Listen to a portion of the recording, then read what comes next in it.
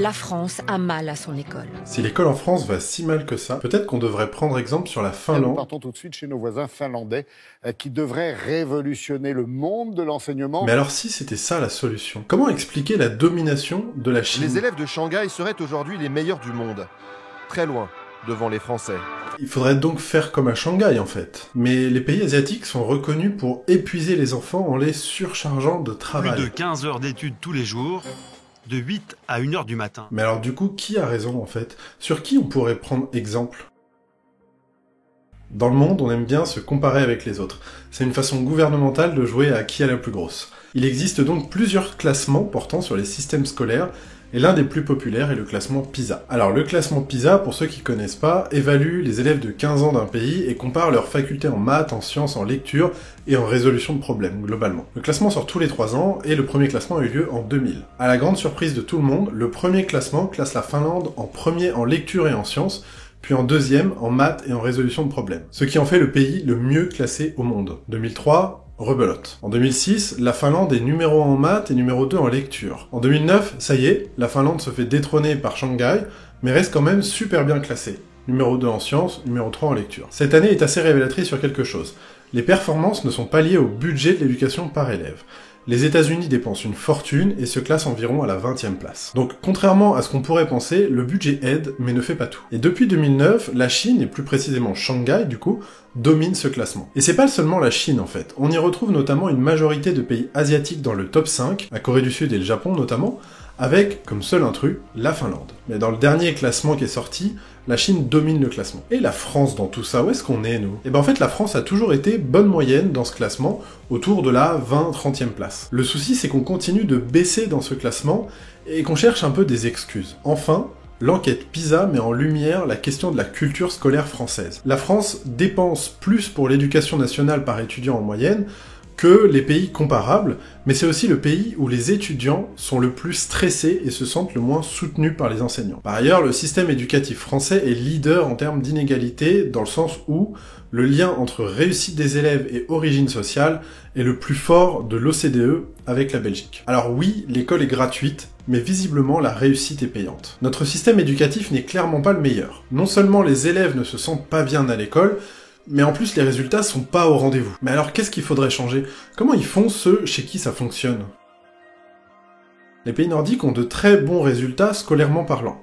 Mais ce sont aussi les pays où les élèves se sentent le mieux à l'école. On va voir un peu comment ça marche chez eux. Pour commencer, dans ces pays, les enseignants sont respectés à la fois dans la société, mais aussi par les élèves. Enseignant, c'est un métier prestigieux là-bas, un peu comme un astronaute ou un médecin. Il y a une relation de confiance entre les élèves et les profs. Les élèves sont convaincus que les profs sont là pour les aider et les accompagner, et non les forcer à faire quelque chose qu'ils n'ont pas envie de faire. Un truc qui m'a surpris en tant qu'ancien prof de l'éducation nationale, là-bas, les enseignants ont la possibilité de co-enseigner pour essayer de nouvelles choses. Ouais, plusieurs profs dans une même classe de 15-20 élèves, ça fait bizarre pour nous. Pendant leur formation, les enseignants font des recherches de méthodes pédagogiques grâce notamment aux écoles laboratoires. En fait, c'est des écoles dans lesquelles on peut tester des nouvelles méthodes d'enseignement pour voir ce qui fonctionne ou non. Les notes étant considérées par beaucoup comme inefficaces et responsables du décrochage de certains élèves, c'est pas surprenant que dans un pays comme la Finlande, il n'y ait pas de notes, mais plutôt des compétences à acquérir. D'ailleurs, les cours ne sont pas que des matières scolaires. Au contraire, la place des travaux créatifs et manuels, elle est très importante.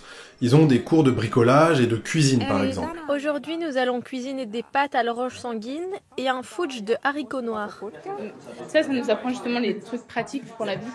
Et aussi, ça nous donne un peu, entre les cours très académiques, ça nous donne une sorte de pause. Et quand on voit tout ça, on se dit que ce serait impossible de faire ça en France. Il faudrait allonger la formation des profs, diviser par 2 l'effectif des classes, mettre plusieurs profs dans une même classe. Ça semble impossible à répliquer, donc en fait, on va se contenter de ce qu'on a, pas assez de budget. Mais on a vu précédemment que le budget par élève, mais c'est pas lié à la réussite. Par exemple, si on regarde en Chine et à Shanghai plus précisément, l'élite du classement PISA, vous vous rappelez, on voit qu'une partie des cours se déroule sans prof et avec des salles de classe surchargées. Donc c'est tout l'inverse de la Finlande et de ses voisins. On va voir maintenant comment ça se passe dans la Chine et les pays asiatiques notamment. Dans le système scolaire chinois et la majorité des pays asiatiques, il y a quelques points qui sont marquants. Tout d'abord, les élèves ont une discipline irréprochable, presque militaire.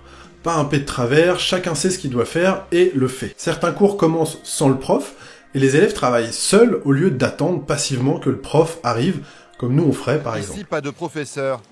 C'est Antao, un élève de 13 ans, qui est aux commandes. Veuillez prendre votre manuel. Un rôle qu'il prend très au sérieux.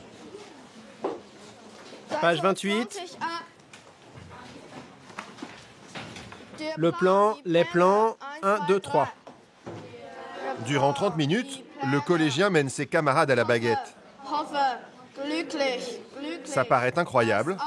Tous travaillent sérieusement, alors qu'aucun adulte ne les encadre.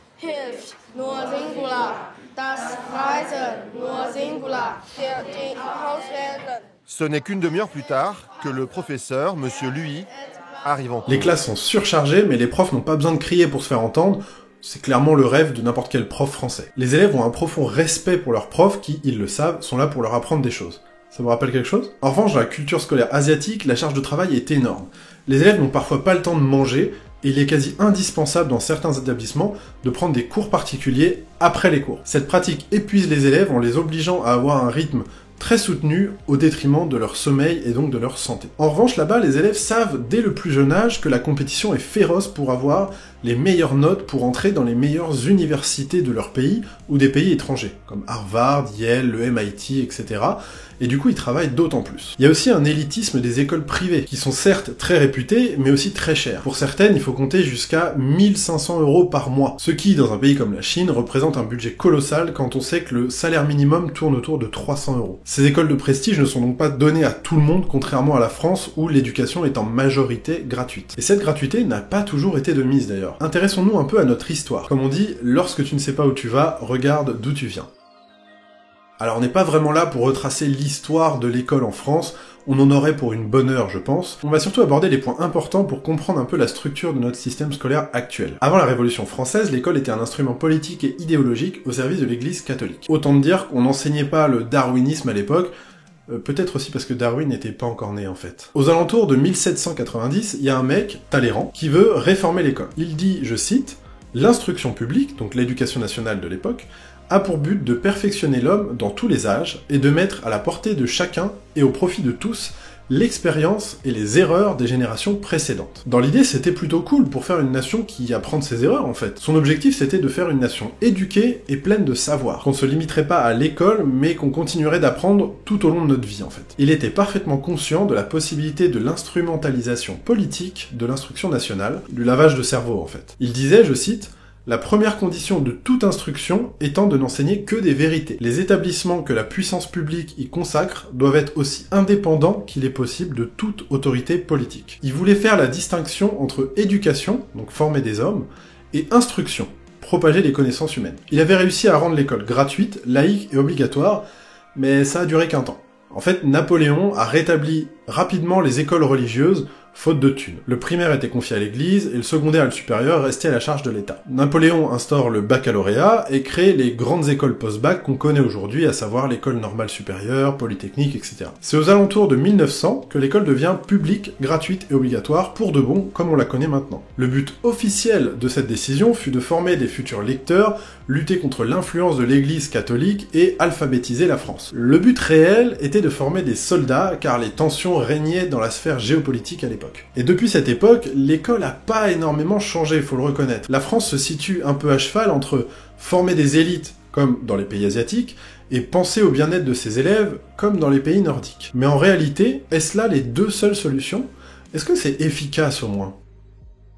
On a vu que dans le classement PISA, les podiums étaient composés principalement de pays asiatiques, notamment la Chine, et de pays nordiques, notamment la Finlande. Mais ce classement concerne les élèves de 15 ans. Ils deviennent quoi, en fait, les élèves de ces pays-là après? Alors, il existe un autre classement, comme quoi on veut vraiment savoir qui a la plus grosse scolarité, mais cette fois-ci, il classe les universités dans le monde. Il est basé sur le nombre d'anciens élèves qui ont reçu des prix Nobel ou médailles de Fields en maths, sur le nombre de publications et quelques autres critères. Alors ce classement s'appelle le classement Shanghai, comme par hasard. Si on regarde dans ce classement, la version la plus récente, la Chine a 10 universités dans le top 100, avec la première en 26e position. La Finlande en a qu'une seule dans le top 100, en 92e position, et la France en a 4 dans le top 100, dont la première en 16e position. Alors si on fait le ratio nombre d'universités dans le top 100, nombre d'habitants, la France devance clairement la Finlande et la Chine. Alors du coup, Est-ce qu'on peut en déduire que l'éducation en France, elle est meilleure qu'en Finlande ou en Chine? Si on regarde les leaders de ce classement, ce sont sans surprise les États-Unis qui représentent ne serait-ce que 15 des 20 premières universités du classement, pas dans le top 100. Dans le top 20, ils en ont 15. Alors quoi, ça veut dire qu'on devrait tous prendre exemple sur les États-Unis? Finalement, c'est eux qui ont raison? En réalité, c'est un choix qui est très difficile à faire.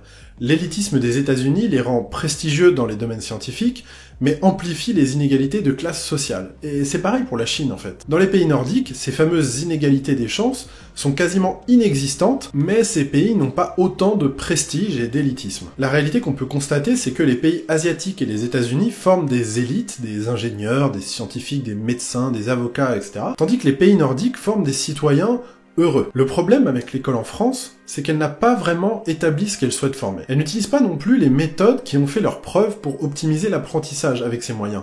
Je pense notamment aux flashcards, aux mind maps, à la méthode Feynman, la méthode DJ, et il y en a encore plein d'autres. On ne nous apprend tout simplement pas à apprendre. Je pense qu'avant de réformer les programmes scolaires et les cursus, il faudrait savoir dans quelle direction on veut emmener l'école en France. Il faudrait avant tout se poser la question du pourquoi on enseigne, avant de se focaliser sur le comment on enseigne. C'était Nico, merci de m'avoir regardé, je vous souhaite le meilleur et je vous dis à la prochaine.